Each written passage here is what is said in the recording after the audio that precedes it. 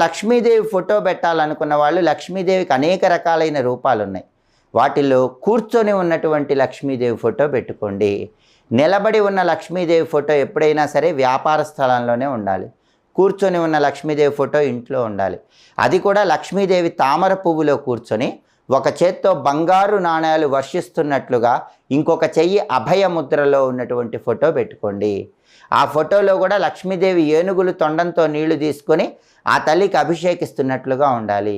పద్మంలో కూర్చొని ఉండాలి. అలాంటి లక్ష్మీదేవి ఫోటో మీరు ఇంట్లో పెట్టుకుంటే మీరు లక్ష్మీదేవి ఫోటో ఏ దిక్కులో ఉంచారో ఆ దిక్కును బట్టి విశేషమైన ప్రయోజనాలను సిద్ధింపజేసుకోవచ్చు.